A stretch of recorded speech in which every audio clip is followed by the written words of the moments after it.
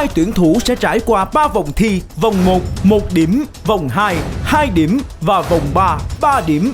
Vòng 1, thử thách cộng trừ siêu tốc. Mỗi tuyển thủ sẽ có 2 lượt lựa chọn đề thi với 3 hạng mục như sau: số lượng chữ số, 3 chữ số 1 sao, 4 chữ số 2 sao và 5 chữ số 3 sao. Thời gian xuất hiện 20 dãy số sẽ luân phiên xuất hiện trong vòng 10 giây tương ứng 1 sao, 9 giây 2 sao, 8 giây 3 sao và cứ thế cho đến 3 giây tương ứng 8 sao. Cuối cùng là phép tính. Hạng mục này gồm có cộng và cộng trừ theo thứ tự tương ứng 1 sao và 2 sao. Mỗi lượt lựa chọn tương ứng với số sao của 3 hạng mục cộng lại. Lượt của tuyển thủ nào sẽ ưu tiên mở đáp án của tuyển thủ đó trước. Nếu kết quả đúng, điểm thuộc về tuyển thủ đó. Trong trường hợp đáp án sai và kết quả tuyển thủ còn lại chính xác, điểm thuộc về đối thủ. Trường hợp cả hai cùng đưa ra đáp án không chính xác, cả hai tuyển thủ đều không nhận được sao. Sau 4 lượt lựa chọn, tuyển thủ nào có số sao cao hơn sẽ giành chiến thắng. Điểm chung cuộc vòng đấu thứ nhất là 1 điểm. Do you understand? Yes. Yes. Thưa quý vị, xin được nhắc lại như thế này. Trong cái lượt mà mình làm chủ thì chúng tôi chỉ xem kết quả của các bạn mà thôi. Trong trường hợp các bạn sai mới tính kết quả của cái người đối thủ. Nó không có liên quan đến chuyện là ai bấm trước sẽ được trả lời trước. Vâng, và thưa quý vị, ngay bây giờ chúng tôi sẽ mời giám khảo Vương Phong sẽ tung một cái đồng xu, trong đó có Việt Nam hoặc Nhật Bản, để chúng ta xem ai sẽ là người có cái quyền ưu tiên được chọn đề trước cho mình. Xin mời giám khảo Vương Phong.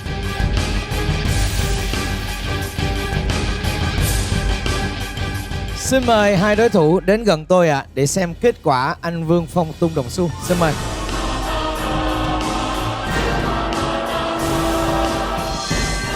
Japanese. Ok. Thưa quý vị, như vậy là theo kết quả mà anh Vương Phong đã tung đồng xu thì bạn Rinne sẽ được ưu tiên làm chủ trước. You first. Ok. 我有一个问题想问一下日本选手。我第一次见他比赛还是在他9岁的时候，当时他在中国舞台上的表现，应该是说让所有的中国人印象都非常的深刻。所以我想问，5年过去了，你的水平是提升了还是下降了？わかりません。那么你满意吗？Xin cảm ơn anh. Và lượt đầu tiên, Rinne sẽ là người chọn phép tính cho mình. Mời em. Thưa quý vị, bạn chọn 3 chữ số trong vòng 3 giây và toàn là phép cộng. Ngay lượt thi đầu tiên, đối thủ Nhật Bản của chúng ta cực kỳ chịu chơi. 20 số đó xuất hiện chỉ trong vòng vỏn vẹn 3 giây đồng hồ. Tôi không hình dung ra được là như thế nào luôn. Và thưa quý vị, trước khi xem phần thi này, khuyến cáo hãy đặt bàn tay lên môi, giữ chặt tiếng nấc nghẹn ngào, giữ chặt tim mình lại để cùng theo dõi phần thi sau đây.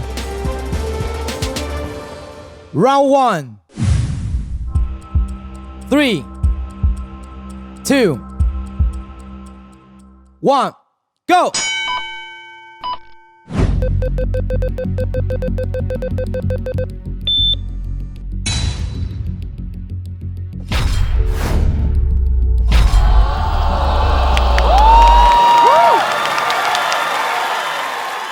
Rinne đã có kết quả. Nhanh quá. Đầu tiên, chúng ta xem đáp án của chương trình.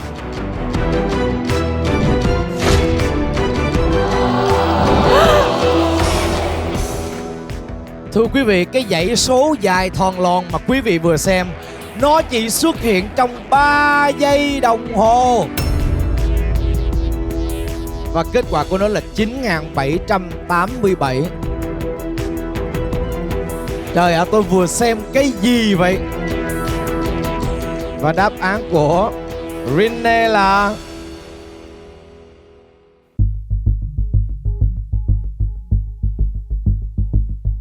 9.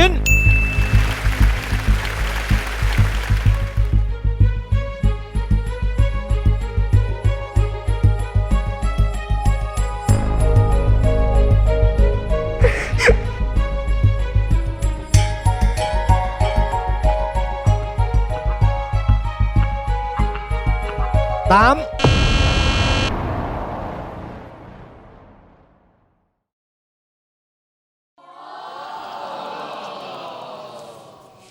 Sai rồi.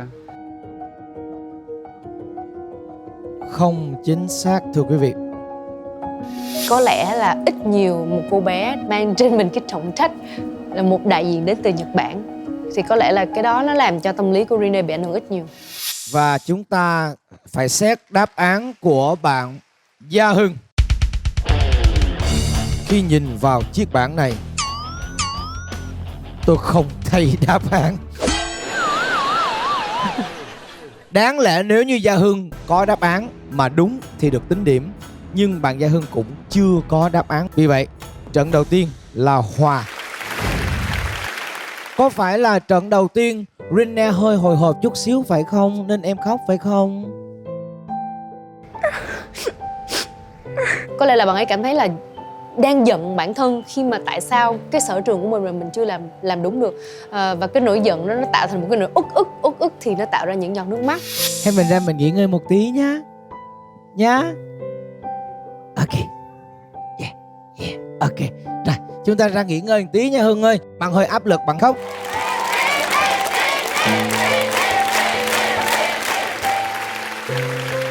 Cảm ơn em gái.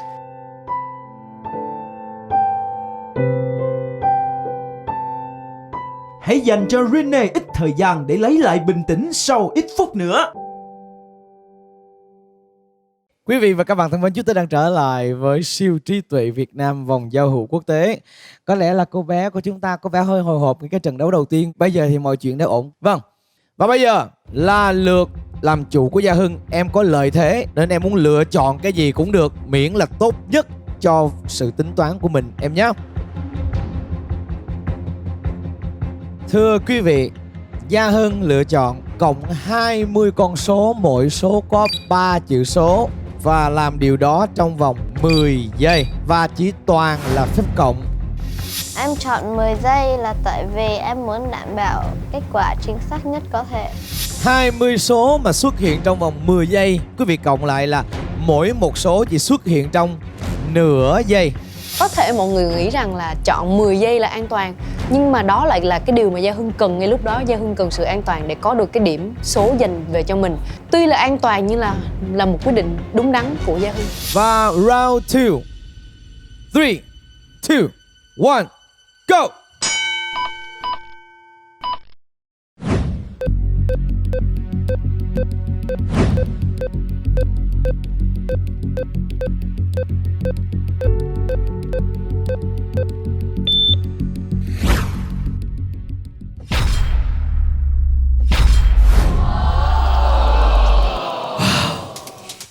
Cực kỳ hồi hộp thưa quý vị.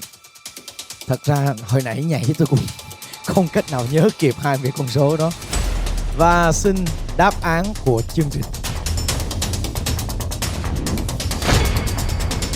Và thưa quý vị, nếu như chiến thắng ở cái lần chơi này, Gia Hưng sẽ được cộng thêm 3 ngôi sao. Và xin mời đáp án của Gia Hưng.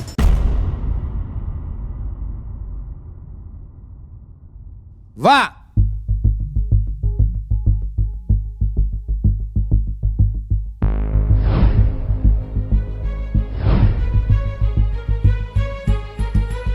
một,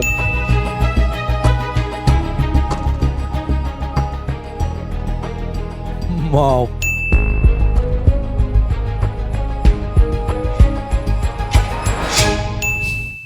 một,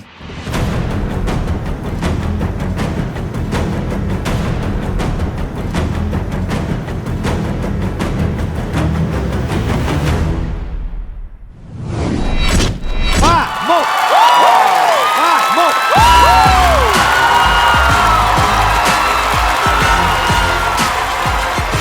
Ba ngôi sao cho Gia Hưng.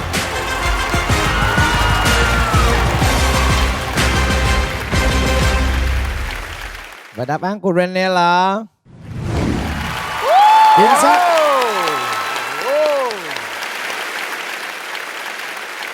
Anh Sâm, anh nghĩ như thế nào về cái độ khó của tiết mục này ạ? Thôi đừng hỏi tôi nữa.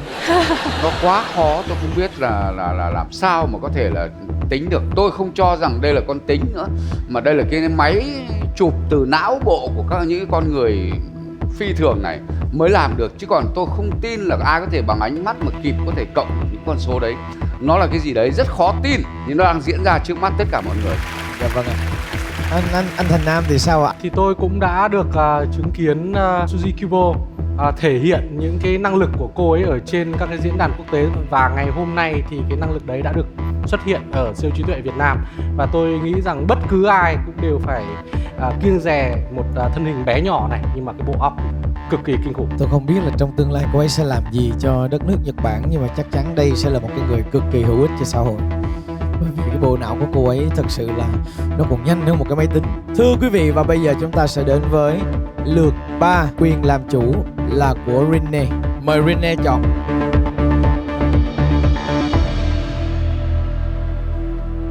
Thưa quý vị, Rene chọn 3 chữ số trong vòng 5 giây. Vẫn là toàn cộng thôi.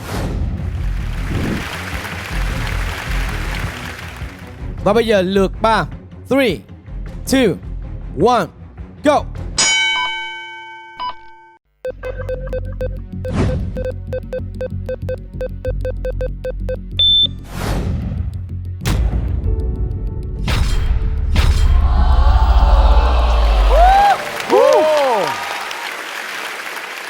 Nhanh thật. Quá nhanh. Trước tiên, hãy cùng xem đáp án của chương trình. Mời đáp án của Suzy Kubo. Và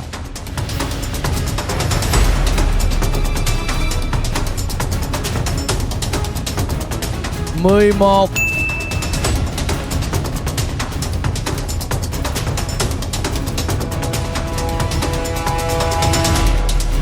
6, 1.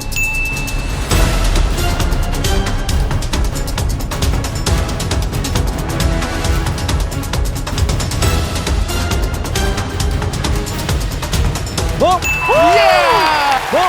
Yeah!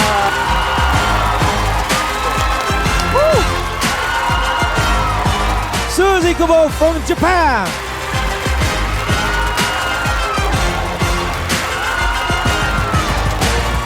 Ra Hưng thôi. Không thấy một cái gì hết, 5 giây cũng không Làm thấy sao được. mà có thể tin được? Thưa quý vị, đó là 5 giây. Hoàng Phong lão sư, 今天他比较强还是那是在中国强？今天比较强。今天比较强。Suzy Kubo Rene. Hưng ạ, cứ bình tĩnh đây em ạ. Tại vì mình còn cái lượt của mình mà, đúng không ạ? Vâng. Và lượt 4, lựa chọn đề. Mời Gia Hưng. Khủng khiếp luôn. Không cách nào nhìn kịp, thực luôn, mắt thường luôn. Thưa quý vị, Gia Hưng của chúng ta đã có một sự thay đổi nho nhỏ. Ở lượt 4 này, Gia Hưng chọn cũng là 3 chữ số hiển thị trong 10 giây, nhưng mà có phép cộng lẫn phép trừ. Gia Hưng ơi, cho chú Thành hỏi là nếu mà con chọn như vậy, lỡ con có thắng ở trong cái vòng này thì con cũng là thấp điểm hơn bạn rồi. Tại bạn hồi nãy bạn mới nhận được tới 8 điểm lận á. Con chọn cái này là tại vì khả năng của con cũng chưa làm được hơn đấy lắm. Em cũng chưa có nhiều thời gian để luyện tập như chị Rene. Tại vì chị Rene đã có thi đấu và luyện tập trong nhiều năm. Chú Thành không muốn làm áp lực cho con cứ như thế con trai nha. Đúng, cái sự chia sẻ của Gia Hưng thì nó rất là thật thà. Bạn ấy biết rõ là nếu mà so về tốc độ thì sẽ không thể nào được bằng lại với Rene. Thì mình phải biết tận dụng những cái gì thuộc về mình để mà ghi điểm thôi. Lượt thứ 4, lợi thế làm chủ là của Gia Hưng. 3, 2, 1, go!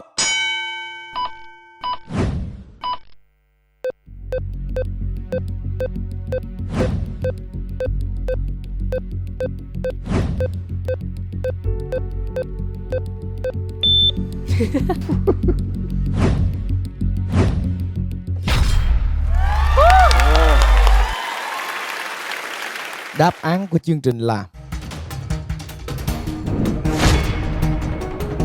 3621. Nếu đáp án của Gia Hưng đúng, bạn ấy sẽ được 4 ngôi sao. Xin mời. Và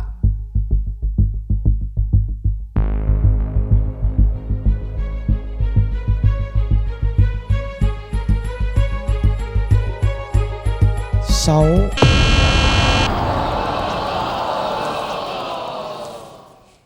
Không chính xác thưa quý vị. Rất đáng tiếc. Chúng ta xem đáp án của Suzy Kubo. Và đó là 3 6 2 2 1.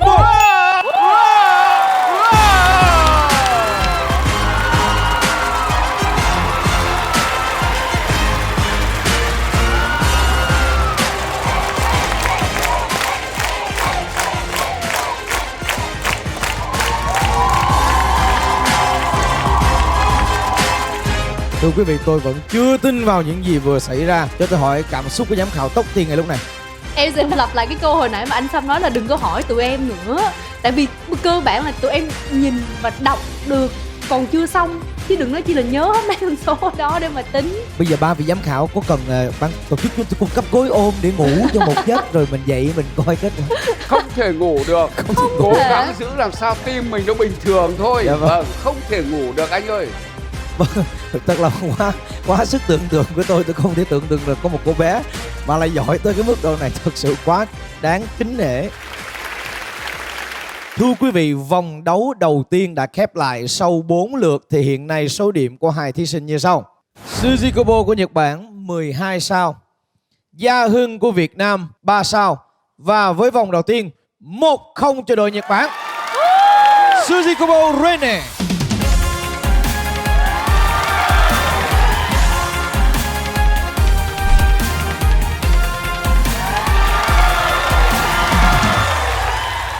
Thưa quý vị, và chúng ta sẽ đến với cái vòng thi thứ hai. Cái vòng thi thứ hai này ai chiến thắng sẽ nhận được tới 2 điểm. Wang Phong lão sư, 你有什么想你有什么意见来到这个 round 2？我觉得其实刚才池蛙领赢的状态就已经很好了，然後我覺得接下來兩位小朋友都發揮出自己該有的水平就行了，別的我就不說太多了，以免影響他們的發揮。 Liệu có sự bất ngờ nào sẽ diễn ra ở cuối chương trình? Hãy cùng chờ đợi sau ít phút nữa nhé.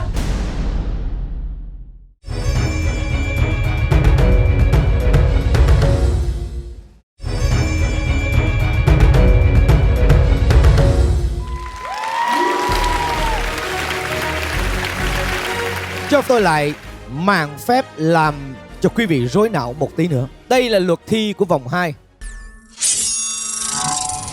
Phép nhân và khai căn đối đầu. Tuyển thủ Nhật Bản sẽ thực hiện phép tính nhân và tuyển thủ Việt Nam sẽ thực hiện phép tính khai căn. Các phép tính được sắp xếp đối xứng và tương ứng với số sao từ 1 đến 4. Mỗi tuyển thủ sẽ có 2 lượt luân phiên đưa ra sự lựa chọn của mình và thực hiện phép tính không quá 12 giây. Trong lượt lựa chọn của mình, tuyển thủ sẽ được quyền ưu tiên mở đáp án trước. Nếu kết quả đúng, điểm thuộc về tuyển thủ đó. Trong trường hợp đáp án sai và xét kết quả tuyển thủ còn lại chính xác, điểm thuộc về đối thủ. Trường hợp cả hai cùng đưa ra đáp án không chính xác, cả hai tuyển thủ không nhận được sao. Sau 4 lượt lựa chọn, tuyển thủ nào có số sao cao hơn sẽ giành chiến thắng. Điểm chung cuộc vòng đấu thứ hai là 2 điểm.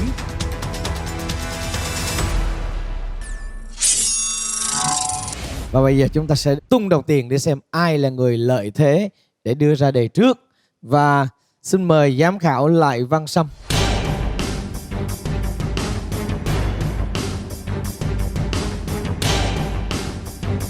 Và thưa quý vị, Việt Nam sẽ được lựa chọn trước.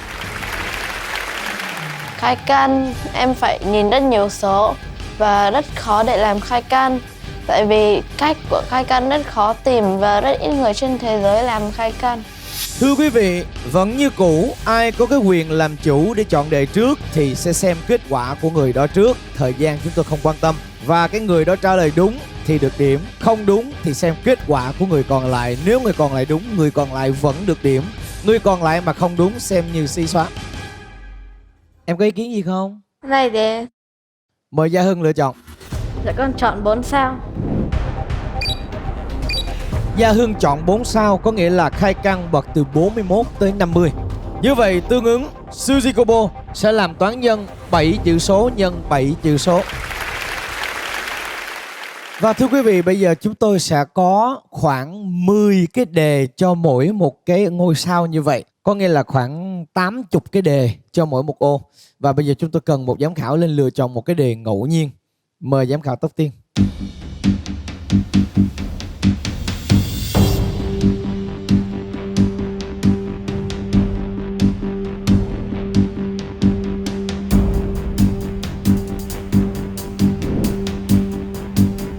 Thưa quý vị, giám khảo Tóc Tiên đã lựa chọn đề số 4. 3, 2, 1, go! Oh,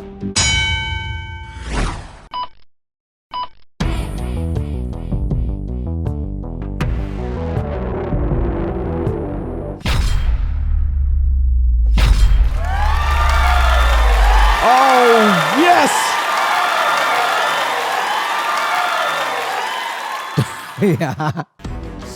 Dạ Hưng, con là chưa thành kinh ngạc đấy.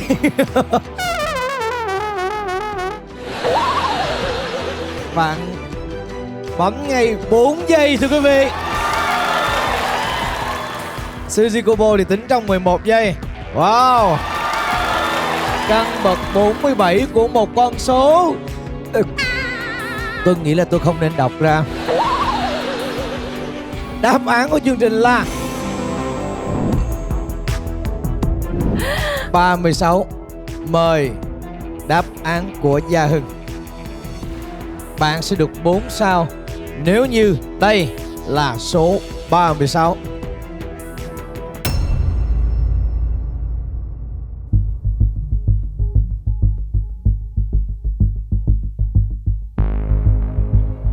Ba.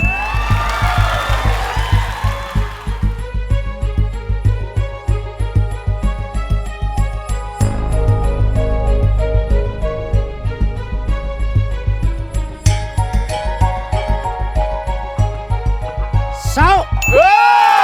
Sáu.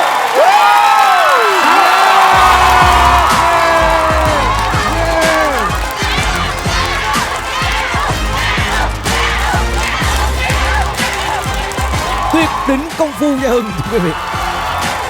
Đỉnh cao. Wow. 4 giây. Một đứa nhỏ 12 tuổi khai căn bậc 47, gần 60 mấy chữ số. Oh my goodness. Và bây giờ chúng ta cũng không quên xem đáp án của Suzy Kobo. 7 chữ số nhân 7 chữ số sẽ ra con số bao nhiêu ạ?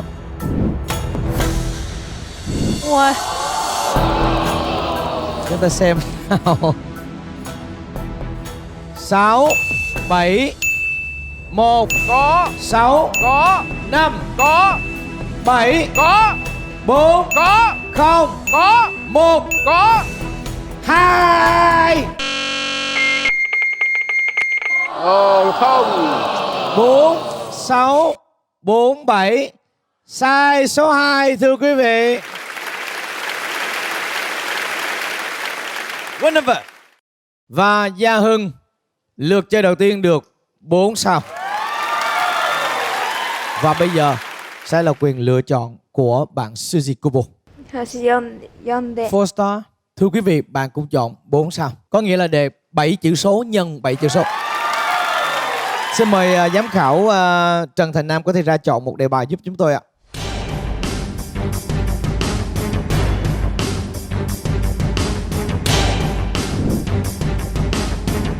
Giám khảo Trần Thành Nam chọn đề số 5. Và ready 3, 2, 1, go.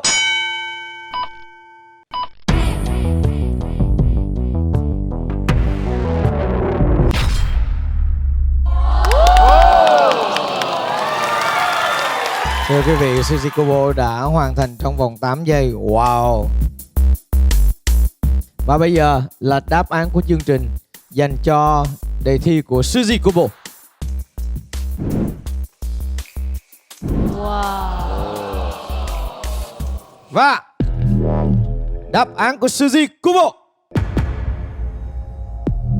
3, 7, 5, Có. 3 Có. 9 Có. 8 Có. 0 Có. 4 Có. 1 Có. 9 Có. 2 Có. 2がつながってる Con viết thư pháp số mấy? Dạ 212 thưa quý vị. Chính xác.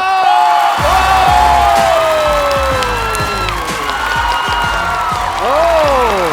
8 giây 33. Amazing. 4 ngôi sao dành cho Suzy Kobo. Oh. Và bây giờ là lượt thứ 3. Mời Gia Hưng chọn đề. Con chọn 4 sao. Gia Hưng chọn 4 sao là khai căn từ 41 đến 50. Mời giám khảo Lại Văn Sâm ra đề.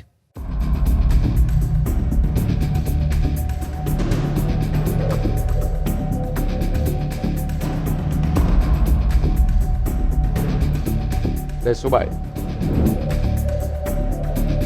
Round 3. Here we go. 3, 2, 1, go.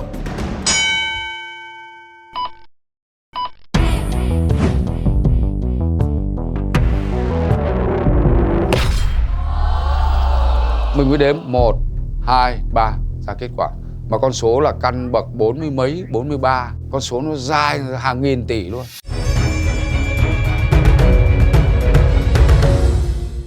Năm giây thưa quý vị. 10 giây.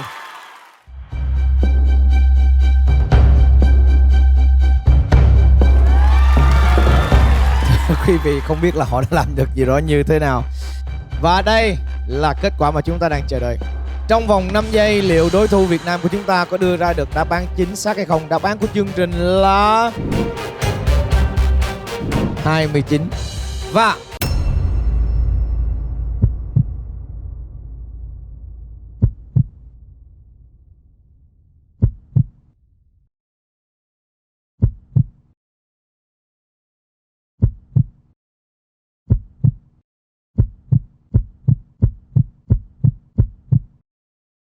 Ba. 39. Sai rồi. Không chính xác. Có cái gì con cảm thấy nó hơi bất hợp lý không con? Là do con sai phải không?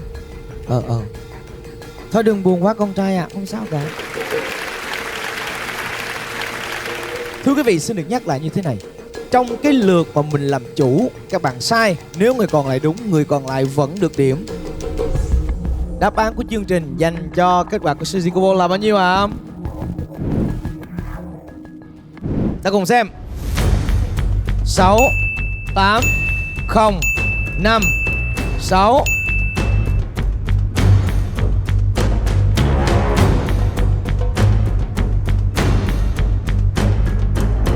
1 Ồ. 9 2 4 1 8 1 7 2. Sai một số thưa quý vị. 今日の対戦は自分が思っていたよりもとても熱戦と途中で負けちゃうかなと思ったけど Lượt thi thứ tư. Mời Suzy Kobo lựa đề. 4歩 Vẫn là 4 sao thưa quý vị. Đúng là tinh thần thượng võ, không bao giờ lựa chọn cái gì đơn giản. Và tôi thích điều đó. Xin mời giám khảo Vương Phong lên cho chúng tôi một đề mới ạ.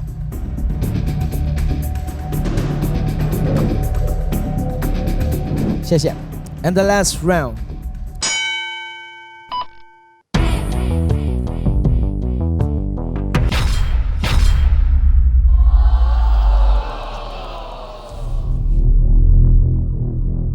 Nó mệt lắm anh. Nó mệt. Nhìn mặt nó mệt. Đồ. 9 giây thưa quý vị. Chúng ta cùng xem đáp án của chương trình dành cho kết quả của Gia Hưng. Căn bậc 48 của dãy số này là 45. Và chúng ta cùng xem đáp án của Gia Hưng. 4 4.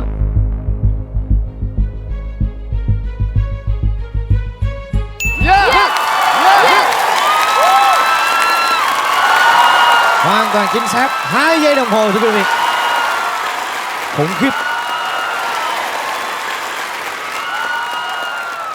Và tiếp tục với Suzy Kobo. Đáp án của chương trình dành cho Suzy Kobo là... Xem nào. 5 0 3 6 2 4 5 8 7 3 1 9 7 3. Hoàn toàn chính xác, hoàn toàn chính xác. Đây là lượt thi cuối của vòng thi thứ hai và hiện nay số ngôi sao như sau: Gia Hưng 4 ngôi sao và Suzy Kobo 8 ngôi sao. Tỷ số hiện giờ là 3-0 thuộc về Suzy Kobo Nhật Bản.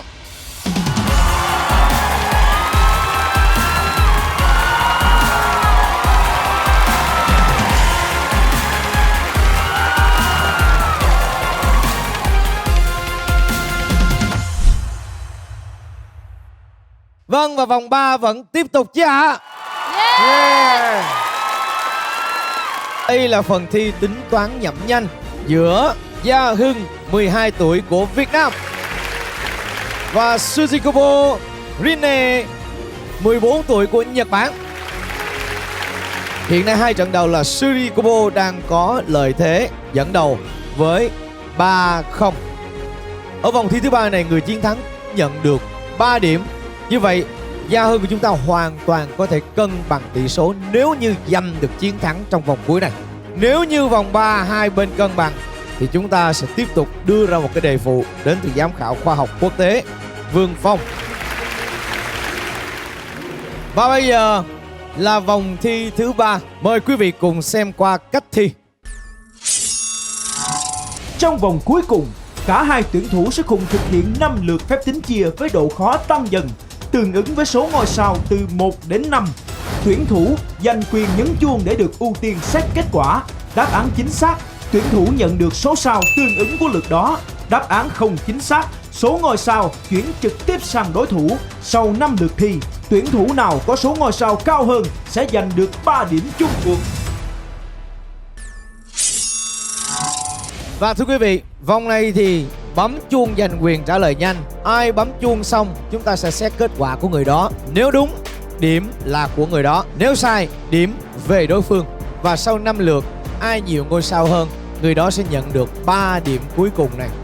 Tin rằng là đây là một cái vòng thi cân tài cân sức và cũng là cơ hội để cho Gia Hưng gỡ điểm hoặc là giành lấy một cái chiến thắng nào đó cho riêng mình. Quý vị và các bạn thân mến, chúng tôi có 10 cái đề cho mỗi một cái hạng mục như vậy. Và chúng tôi xin mời 4 vị giám khảo và cả Trấn Thành nữa. Chúng tôi mỗi người sẽ lựa chọn một cái đề cho các bạn thi. Xin mời.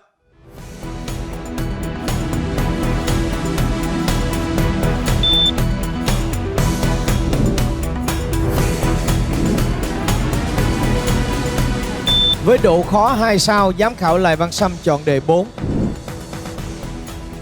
Độ khó 3 sao, giám khảo Trần Thành Nam chọn đề số 6. Với độ khó 4 sao, giám khảo Tóc Tiên chọn đề số 7. Và cuối cùng, với độ khó 5 sao, giám khảo Vương Phong chọn đề số 6. Are you ready? Yes. Ok. Lượt thi đầu tiên, vòng 3, 20 chữ số chia cho 16 chữ số. Go!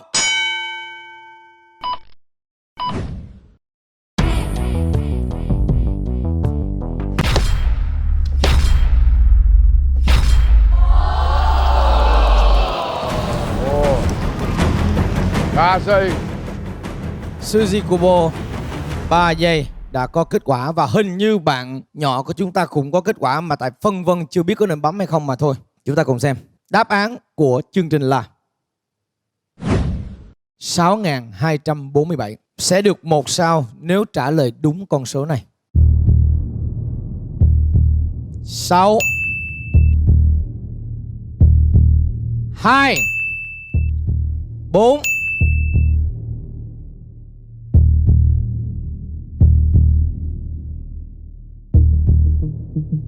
7. Chính xác, chính xác.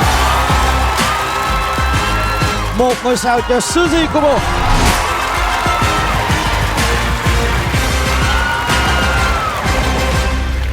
Lượt 2 vòng 3. 25 chữ số chia cho 21 chữ số.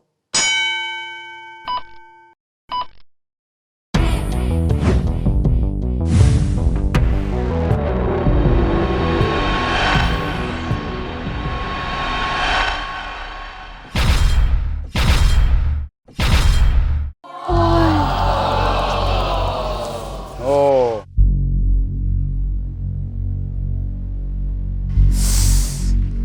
Thưa quý vị, sát sao 4 giây 1 và 4 giây 3.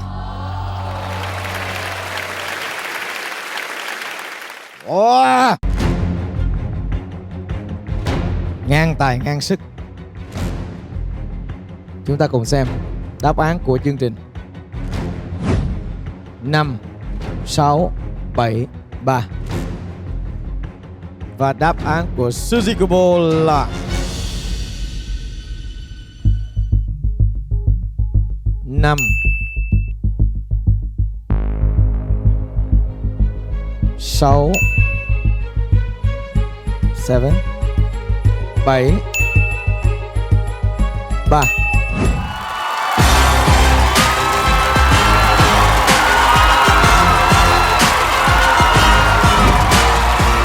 Có lẽ là cũng là một cái tâm lý khá là nặng cho Gia Hưng. Lúc đó là tỷ số đã là 3-0 rồi. 2 sao nữa cho Suzy Kubo. Bạn ấy được 3 ngôi sao. Thưa quý vị, lượt 3, vòng 3, 30 chữ số chia 26 chữ số. 3, 2, 1, go.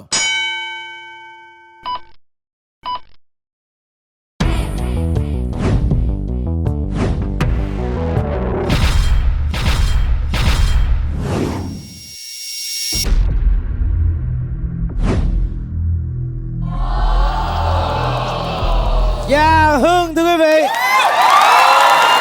4 giây 52 và 4 giây 59.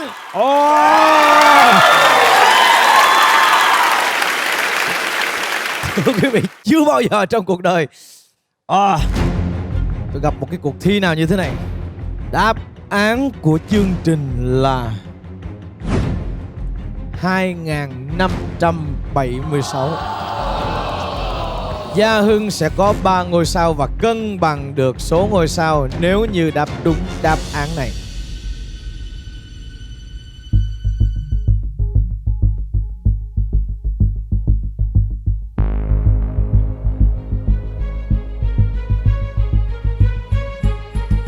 Hai,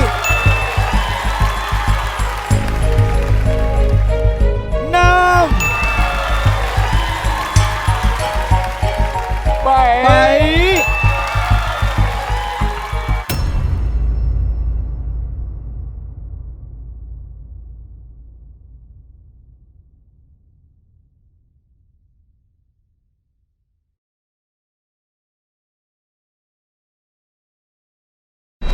6, 6, 6.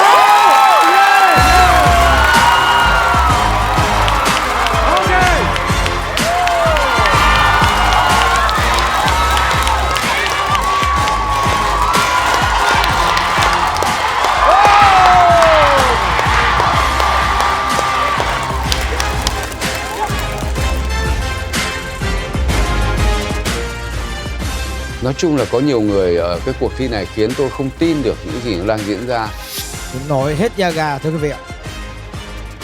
Và 3 ngôi sao cho Gia Hưng. Tỷ số bây giờ là 3 đều. Ván cờ lật ngược đang từ ở cái chỗ thất thế Hưng thì bây giờ Hưng lại ở cái thế cân bằng với lại Rene. Đề thi 4 sao, 35 chữ số chia cho 31 chữ số. 3, 2, 1, go.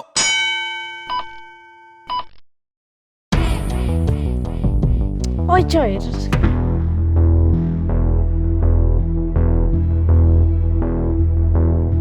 Cái gì con? Con quên mở bút. Con quên mở bút hả? One more time ha. One more time. Another. 3, 2, 1, go.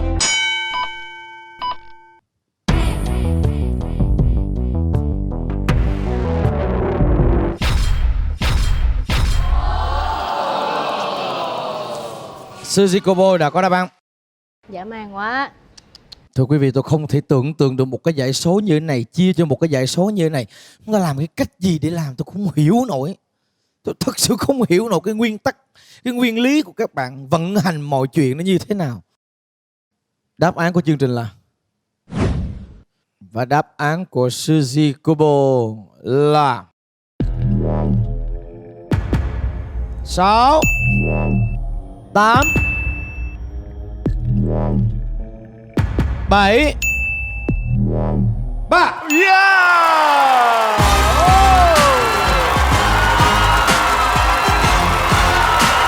Suzy Kobo.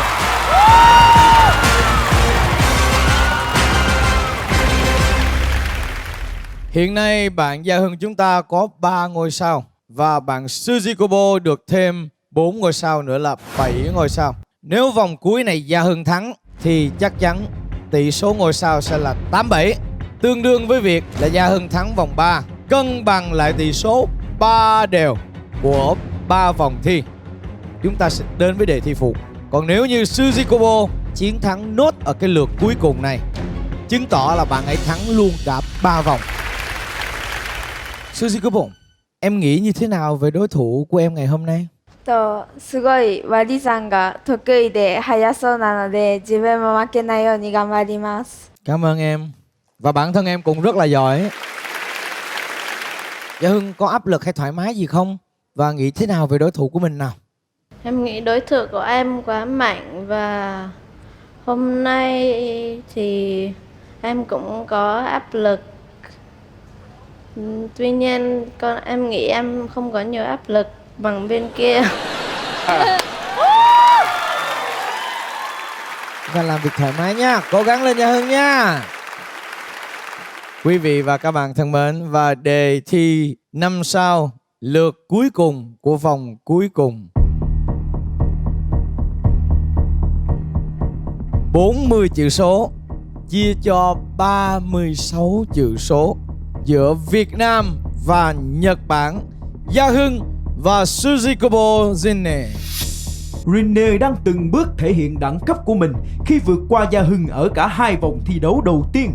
Liệu tuyển thủ Việt Nam có làm nên sự bứt phá nào ở cuối chặng đường hay không? Quý vị và các bạn thân mến, và đề thi 5 sao lượt cuối cùng của vòng cuối cùng.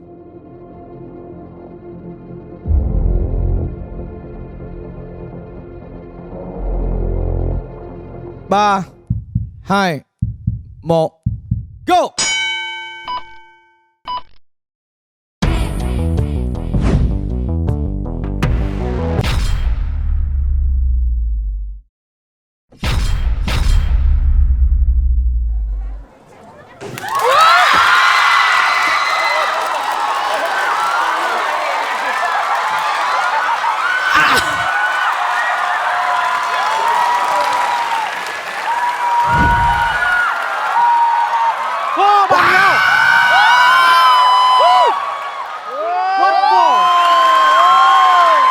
Thưa quý vị, cả hai đều là 3 giây 73. Cái độ căng thẳng nó còn đẩy lên cực điểm luôn, và tôi nghĩ là chắc là chưa bao giờ xảy ra cái trường hợp này. Vậy tính thế nào nhỉ? Vẫn xem đáp án, nếu đúng cả thì đều. Bây giờ đi xem có đúng cả hay là người đúng người sai nhá.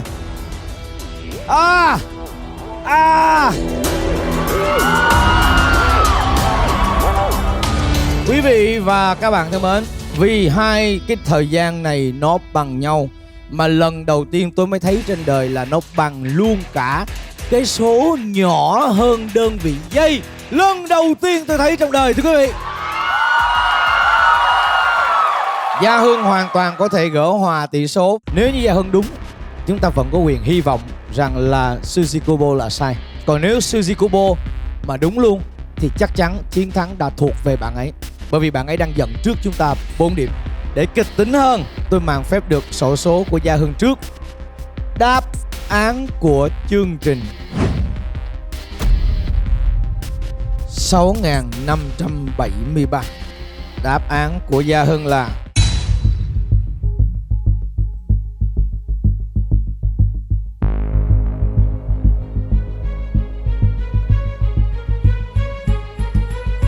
6.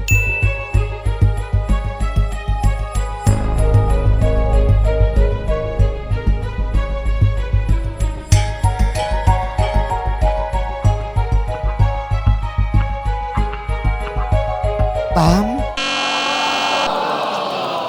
180 chính xác thưa quý vị. Và đáp án của Suzy Kubo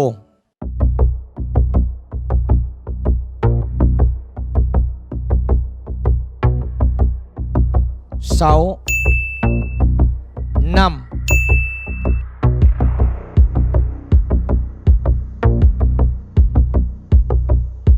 7, 3.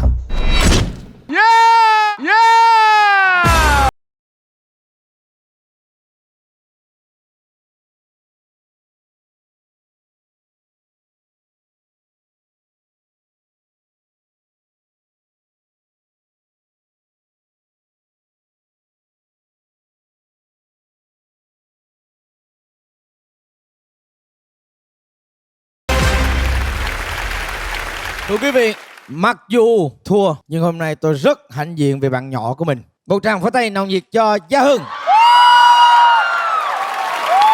Và một tràng pháo tay nồng nhiệt chúc mừng cho Suzy Kubo của Nhật Bản. Một trận đấu phải nói là kỳ phùng địch thủ và nghẹt thở đến từng phút giây thưa quý vị. Ngày hôm nay rõ ràng trận đấu này nó hay đến cái mức độ mà một cái đáp án cuối cùng nó có thể cứu cả một bàn thua trông thấy. Chỉ cần mà lần này Suzy Kubo có một sai sót hoặc chậm hơn, tôi nói ví dụ là 0,1 giây thôi, thì Việt Nam hoàn toàn có thể có cơ hội để gỡ lại toàn bộ số điểm để thi vòng phụ. Nhưng em ấy giữ phong độ quá tốt. Tôi muốn biết cảm xúc của em ngay lúc này khi mà chiến thắng ở cái vòng này. とても熱戦だったけど、自分の力をしっかり出して勝つことができたのでよかったです。 So với cái trận lần trước em thi đấu ở Trung Quốc, với cái trận lần này thì cái trận nào làm cho em hồi hộp nhiều hơn? 今日のベトナムでの対戦の方がとても緊張しました。 Vâng, và tôi cũng xin được chúc mừng em. Em thật sự quá tuyệt vời và nó ngoài sức tưởng tượng của tất cả mọi người, và những người Việt Nam ở đây ngưỡng mộ em.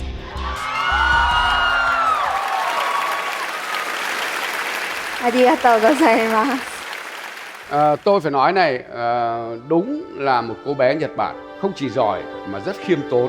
Lúc đầu khi mà giám khảo quốc tế Vương Phong hỏi bạn ấy là bây giờ bạn ấy trình độ từ mấy năm trước, từ năm 9 tuổi đến giờ có cao không? Bạn ấy trả lời là em không biết, nhưng thực ra bạn ấy biết, và bạn ấy trả lời một cách rất khiêm tốn. Và sau khi chiến thắng rồi thì bạn nói rằng đây là một cái chiến thắng rất là vất vả và bạn ấy phải cố gắng cho nên bạn mới đạt được. Cảm ơn cháu vì những gì cháu đã thể hiện ở đây. Cảm ơn cháu vì cái bài học mà cháu mang đến cho không chỉ thiếu niên Việt Nam mà cả người lớn, các bác, các chú.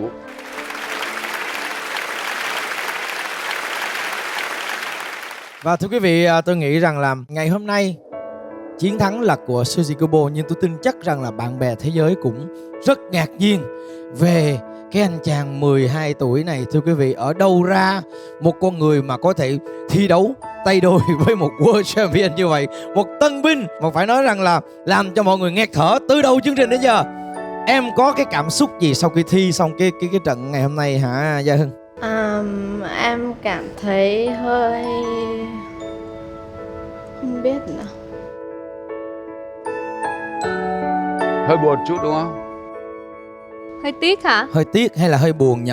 Hơi tiếc tại vì em đã nghĩ là em sẽ được vòng 2 và có thể được vòng 3, nhưng mà em không được vòng nào.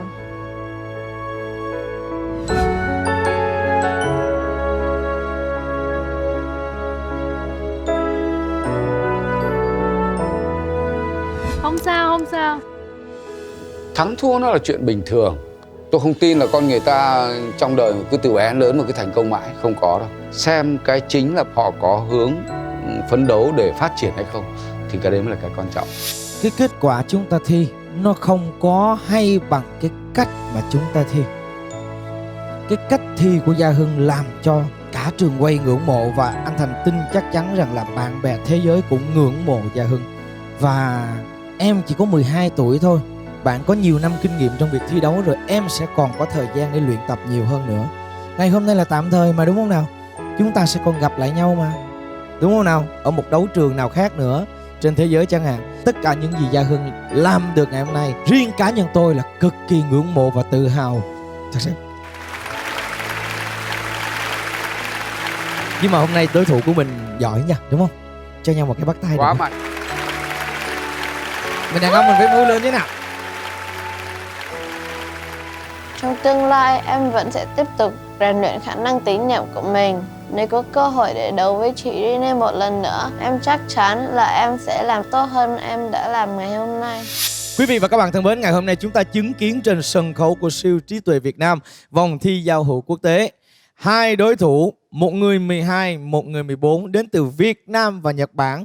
Và họ cho chúng ta mãn nhãn với những điều vi diệu đến từ khối óc nhỏ bé này. Xin một tràng pháo tay nồng nhiệt cho hai tuyển thủ của Việt Nam, Gia Hưng và Suzikobo Rene.